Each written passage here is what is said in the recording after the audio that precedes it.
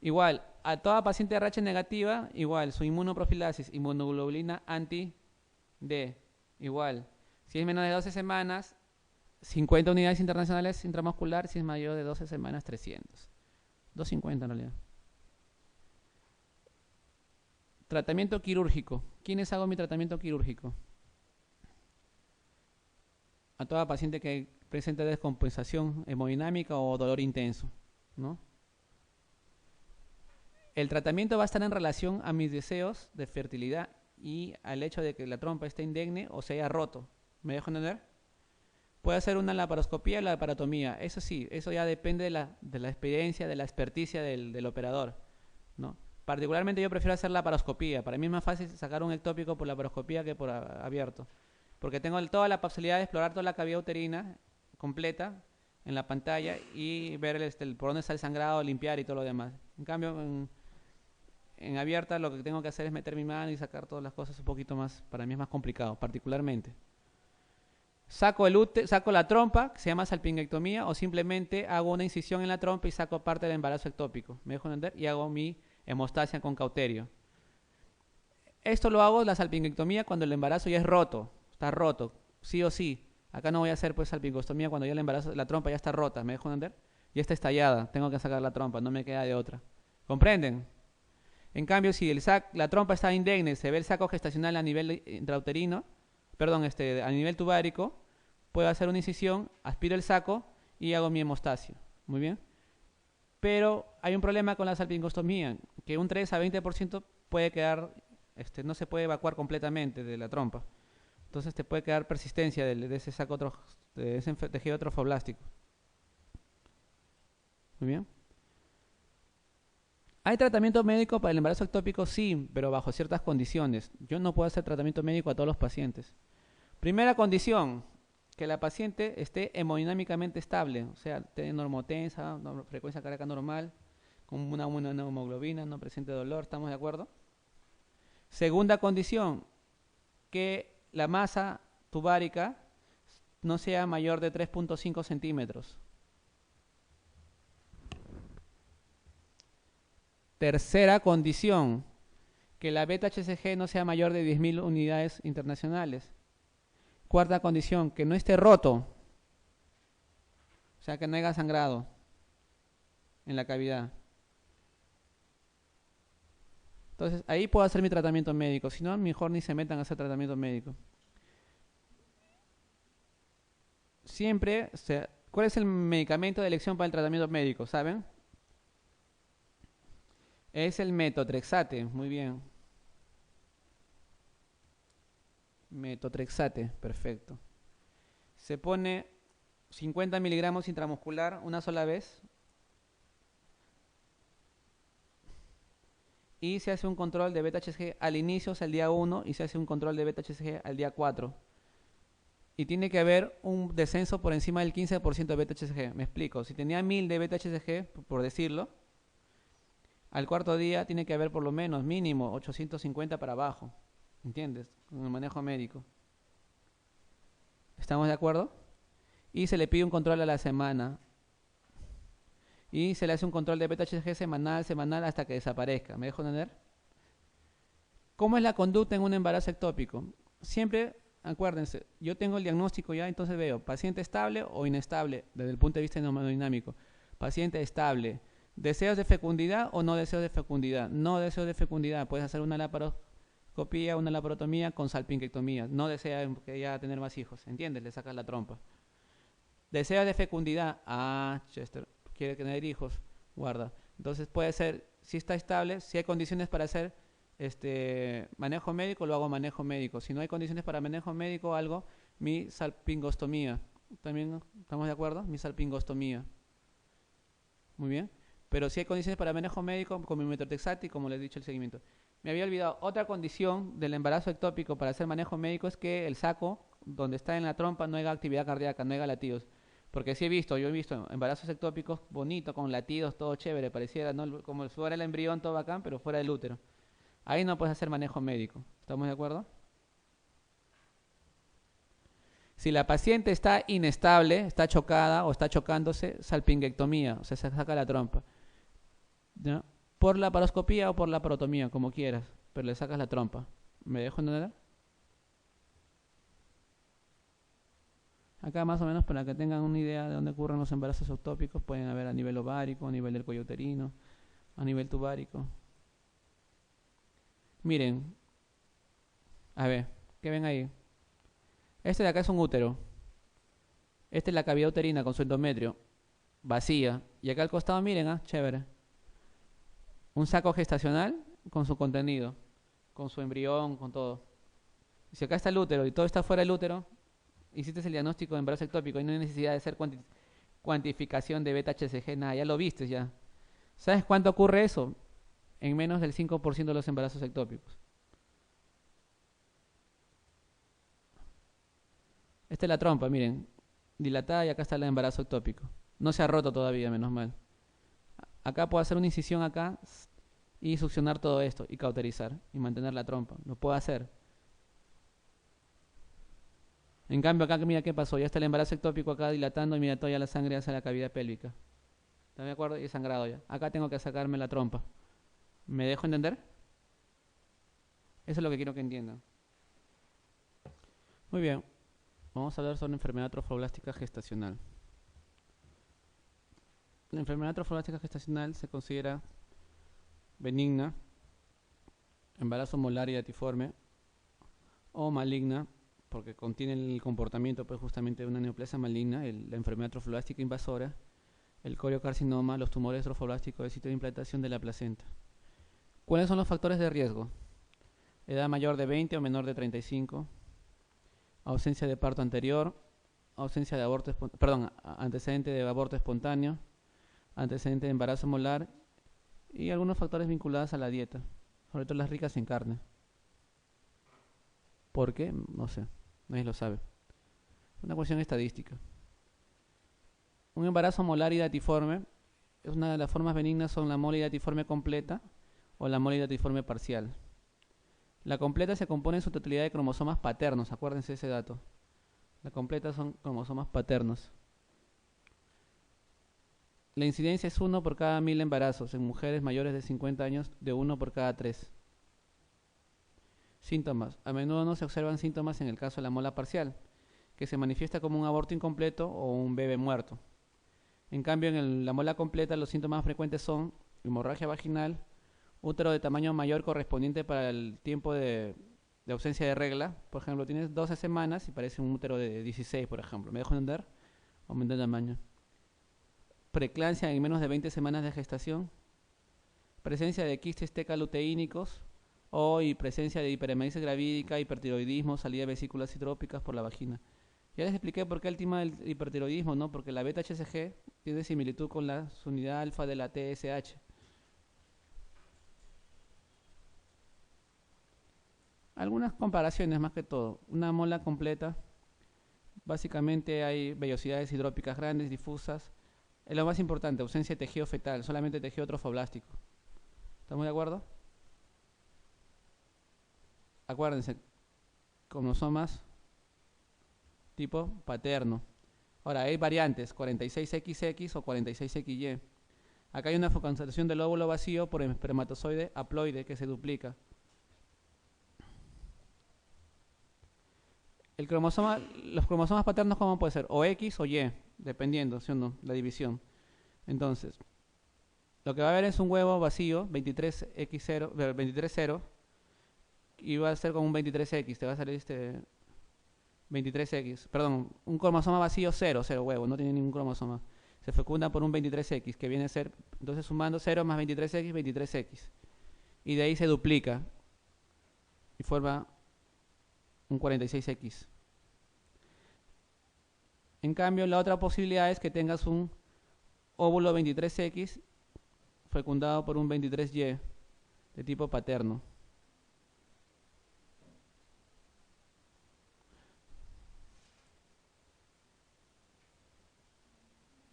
En la mola parcial lo más importante es que hay presencia de tejido fetal.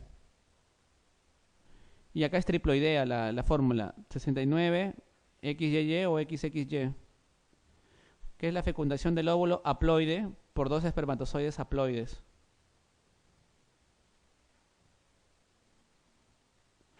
Acá es la fecundación de un óvulo por dos espermatozoides. Dos óvulos de un óvulo cero, cero. Vacío, un güero, como le dicen. Por dos espermatozoides, que pueden ser X o Y y te salen 46XY.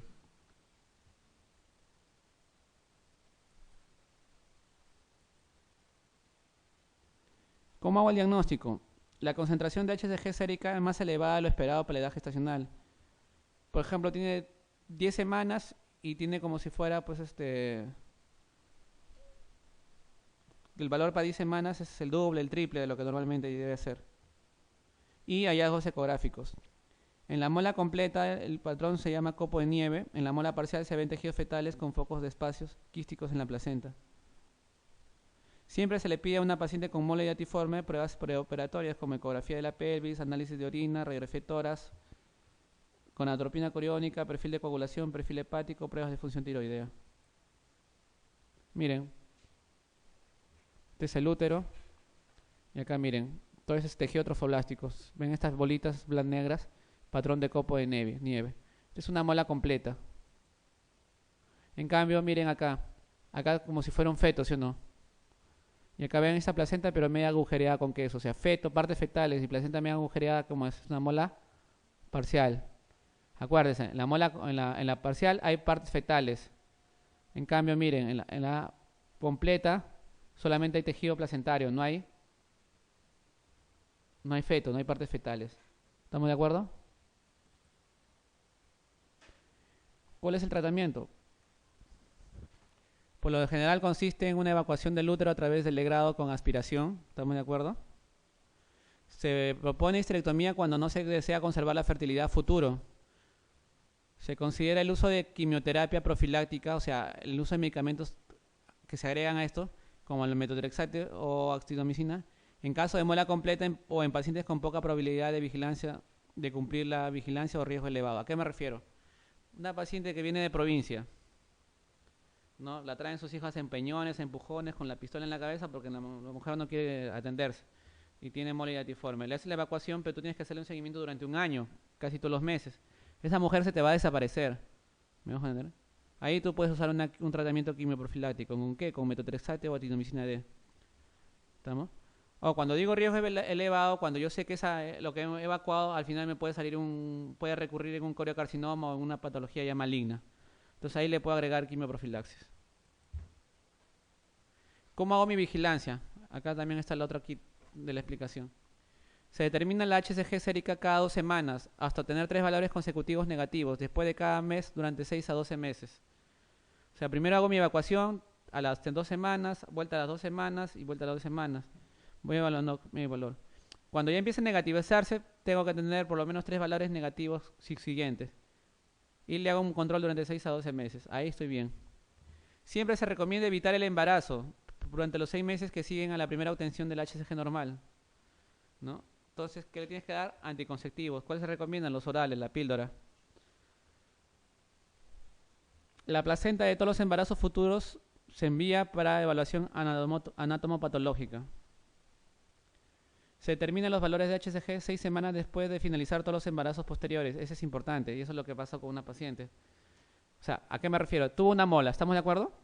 Perfecto. Le evacuaron, la trataron, quedó limpia, perfecto. Negativizó, ¿estamos de acuerdo? Está chévere todo. Salió embarazada, normal. Dio su parto, ¿me dejo entender? Expulsó el bebé, expulsó la placenta, todo bocán, todo, y a las 6 semanas, a las 6 semanas o a las 12 semanas, hace una nueva mola. Wow, ¿entiendes? Por eso se recomienda a toda la paciente que tuvo una mola y que después tuvo un parto normal, su placenta hay que estudiarla. ¿Me dejo entender? Para ver si hay riesgo de que después de ese parto aparezca nuevamente una mola. El antecedente de mola parcial o completa no aumenta el riesgo de complicaciones antes del parto o durante en embarazos futuros. ¿A qué me refiero? El hecho de que tú hayas tenido mola no significa que tu próximo embarazo, que sea normal, sea complicado. ¿Me dejo entender? No, pero mi embarazo es de alto riesgo porque yo tuve una mola. Aguanta tu coche. No hay ninguna evidencia que sustente eso. ¿Estamos de acuerdo? Enfermedad trofoblástica gestacional maligna. Por lo general aparecen luego del embarazo molar, aborto espontáneo o inducido, embarazo ectópico o embarazo normal. ¿Estamos de acuerdo? Factores de riesgo. Tamaño de útero mayor de 20 semanas. Edad mayor de 40 años. Quistes luteínicos mayor de 6 centímetros. Beta-HCG mayor de 100.000. Que haya tenido una enfermedad molar previa. O que haya tenido complicaciones médicas del embarazo molar. Como que hipertiroidismo, hiperemesis gravídica. ¿Estamos de acuerdo? O que tenga una involución deficiente del útero con hemorragia después de su evacuación. O sea, el útero no se ha achicado adecuadamente después de que han hecho una evacuación. O sea, tienes una mola, la evacúan, pero no fue una evacuación adecuada y volvió a crecer sobre ese tejido. Lo más probable es que se malignice. ¿Estamos de acuerdo?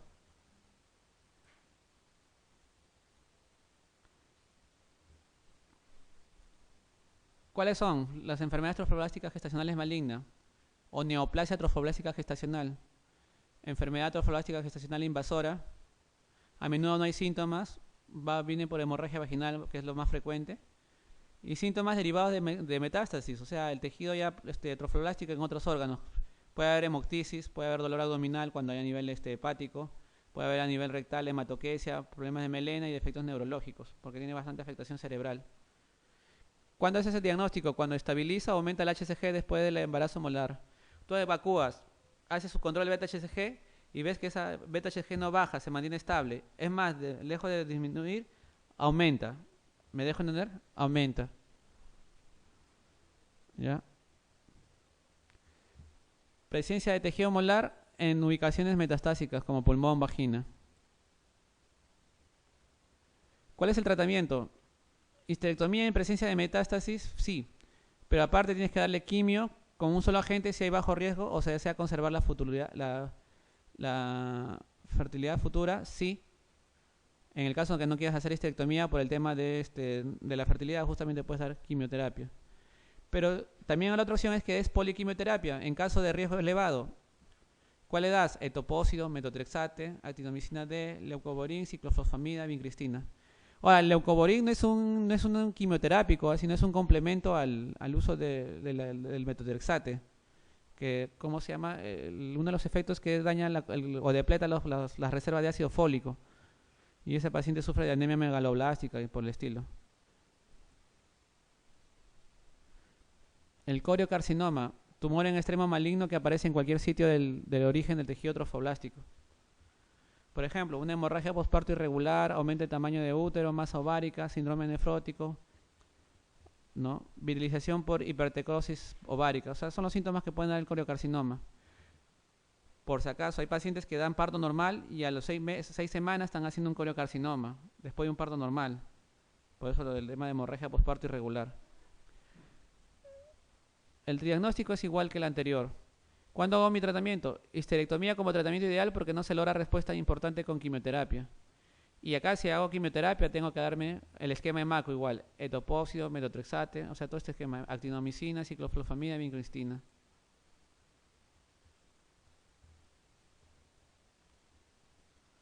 Tumor del sitio placentario es un tumor raro de células citofosfoblásticas intermedias. ¿Cuál es lo interesante en esto? Que no produce beta-HCG, a diferencia de los demás tumores. Acá lo que te produce es lactógeno placentario. Muy bien. El tratamiento, quimioterapia con un solo agente o múltiple quimioterapia con varios agentes. Ya saben cuál es el esquema de MACO. Vigilancia en toda enfermedad trofoblástica gestacional maligna, cualquiera sea su variante. Determinar la HCG sérica cada 1 a 2 semanas durante 3 meses. Cuantificar la HCG sérica durante 12 meses. Evitar el embarazo en los siguientes 12 meses a la finalización del tratamiento. Enviar a estudio anatomopatológico la placenta de todos los embarazos posteriores. Determinar la HCG 6 semanas después de finalizar cualquier embarazo futuro. A toda mujer que termina su embarazo con antecedente de enfermedad trofoblástica o mola, se le vuelve a controlar beta-HCG 6 semanas. Este es un útero y acá empieza a haber un tejido y le pongo el Doppler, vasculariza bastante. Lo más probable es que sea un tejido trofoblástico, una neoplasia. Esta es la pieza ya operatoria de una paciente, pues no. Hicimos histerectomía por neoplasia trofoblástica.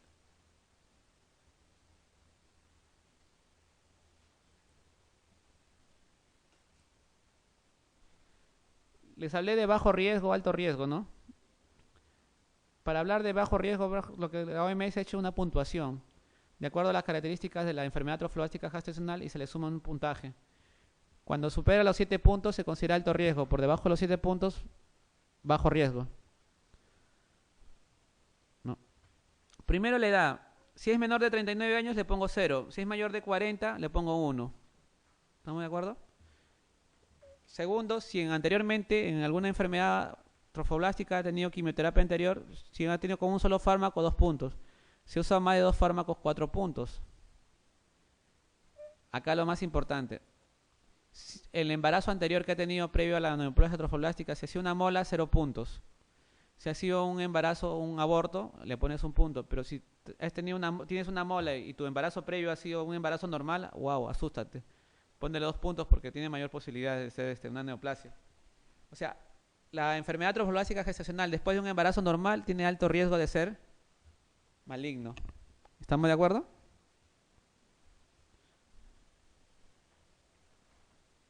Intervalo del embarazo al comienzo del tratamiento en meses. ¿Ya? Menor de 4 meses, 0 puntos. De 4 a 6 meses, 1. De 7 a 12, 2. Y mayor de 12 meses, 4 puntos. Los niveles de HCG, menor de 1000, 0. Menor de 10.000, 1. Menor de 100.000, 2. Mayor de 100.000, 4. Si hay masas tumorales a nivel de anexos, cuanto más pequeño, menos puntaje. Más grande, más puntaje. Si hay sitio de metástasis, depende del sitio. Si es a ningún sitio, 0 puntos. Si es en el vaso, en el riñón, le vas poniendo 1 punto. Si es en el tubo digestivo, o sea, hígado o intestino, 2 puntos. Y si es en el cerebro, perdón, acá no, intestino nada más. Si es en el cerebro o en el hígado, 4 puntos. Y de acuerdo a la cantidad de metástasis, ¿a qué órganos están implicados? Ningún órgano, aparte del útero, 0 puntos. De 1 a 4 órganos, 1 punto. De 5 a 8 órganos, 2 puntos. Mayor de 8 órganos, 4 puntos. Haces la suma y tú dices alto riesgo de malignidad, bajo riesgo de malignidad. Y vas tu esquema. Muy bien. Vamos a hablar sobre embarazo prolongado ahorita.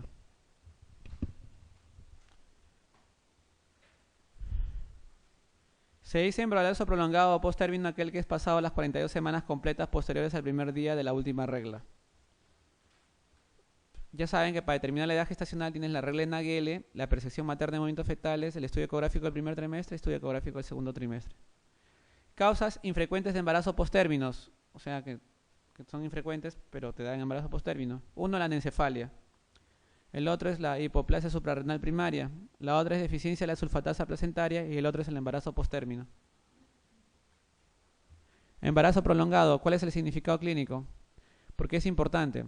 Porque aumenta la tasa de mortalidad perinatal por aspiración de meconio, por distocia de hombros, por macrosomía, por oligoamnios, por anomalías de la frecuencia cardíaca fetal y porque aumenta la tasa de cesáreas. ¿Cuál es el esquema que debo utilizar o cuál es la conducta que va a tener en un embarazo post-término? Se centra en disminuir el riesgo de obtener un resultado perinatal adverso. Es importantísimo hacer pruebas de vigilancia fetal prenatal, las que ya hemos hecho. Y según eso vamos a hacer la inducción del trabajo de parto o no. O puede que termine cesárea de frente. Para eso quiero explicarles un score importante que se llama el score de Bishop.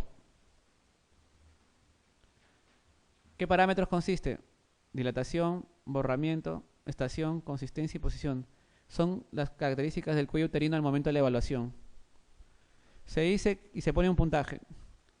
Se dice que cuando la dilatación es cerrado, cuando está de 0 a 30%. Se dice que la dilatación de 1 a 2 cuando está más o menos el de 40 a 50%. Perdón, mil disculpas. Cuando la dilatación está cerrado se pone puntaje 1. Cuando la dilatación es de 1 a 2 se pone puntaje 2. Cuando la dilatación es de 3 a 4 se pone puntaje 3. Y cuando la dilatación mayor de 5, o sea, abre el cuello 5 dedos, mayor de 4. 4 puntos. Si el borramiento es de 0 a 30% le pones un puntaje 1. Si es de 40 a 50, 2. Si es de 60 a 70, 3. Y si es mayor de 80% está reblandeciendo 4. Estación o altura de presentación de la cabeza fetal. Si es menor de 3, 1. Si es menor de 2, menos 2, 2. Si es menos 1, 0, 3. Y si es más 1, más 2, 4. La consistencia, si es firme, 1. Si es intermedia, 2. Y si es blanda, 3. La posición, si está posterior, 1. Si es intermedia, 2. Si es anterior, 3. Sumas y tienes un puntaje. Un bicho mayor de 8, condiciones favorables para inducción de frente. Entre 3 y 6, bicho malo. Tienes que magorar el cuello, mejorar esas condiciones para lograr una inducción exitosa. Dentro de las pruebas de vigilancia fetal, NST, TCT, perfil biofísico. Si están normales, hago mi inducción del trabajo de parto. Si tengo el bicho mayor de 8. Si están normales, pero tengo bicho menor de 6, hago mi maduración cervical. ¿Con qué hago mi maduración cervical? ¿Con qué, chicos?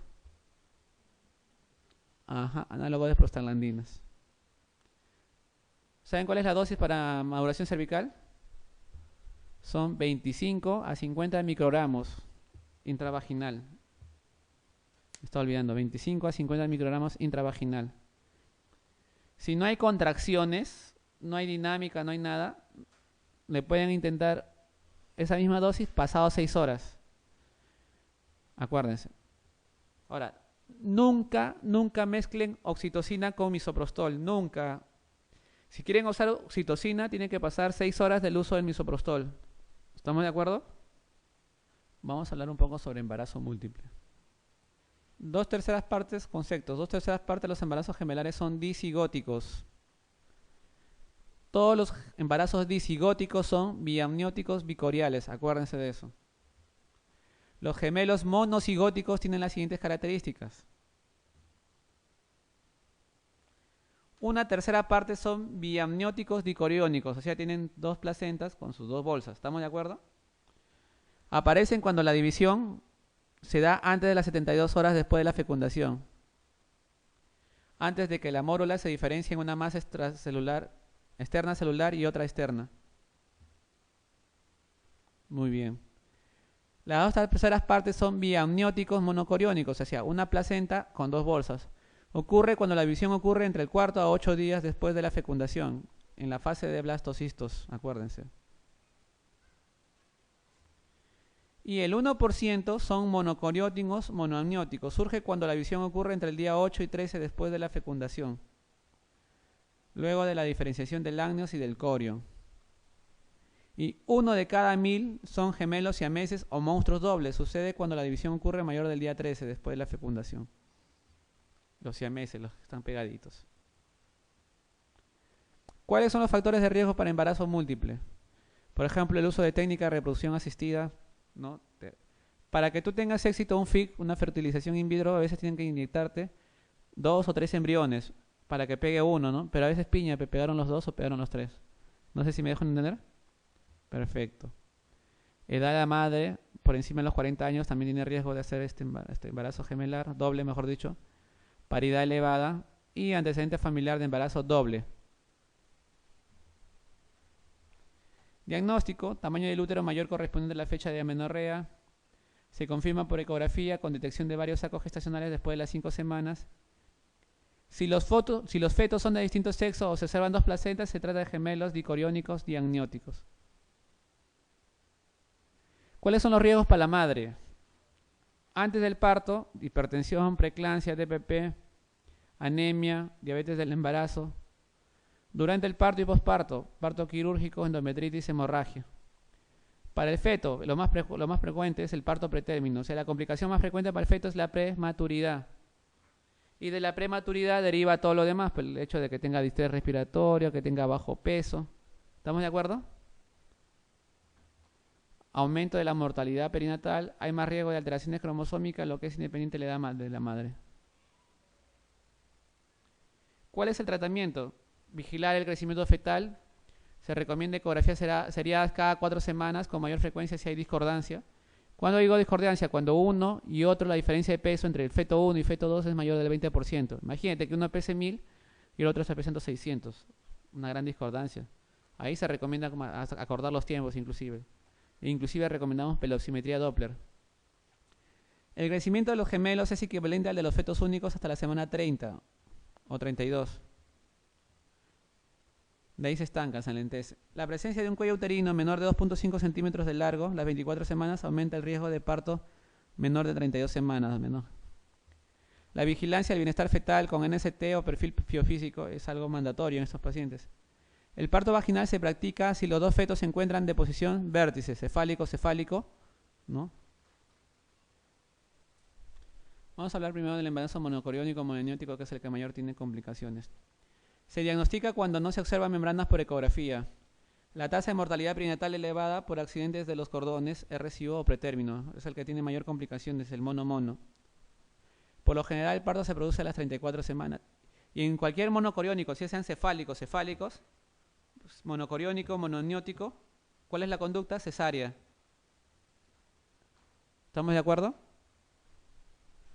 Ahora, hay una complicación que se va a dar en los monocoriónicos mononióticos. En realidad hay dos complicaciones, pero la más frecuente, y les pueden preguntar, es el síndrome de la transfusión gemelo-gemelo o feto-fetal.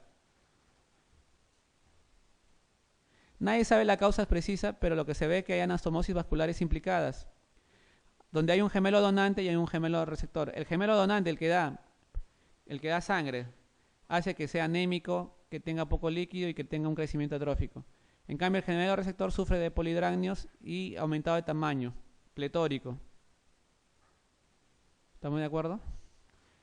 En estos casos se recomienda la fatocoagulación de las anastomosis que se producen.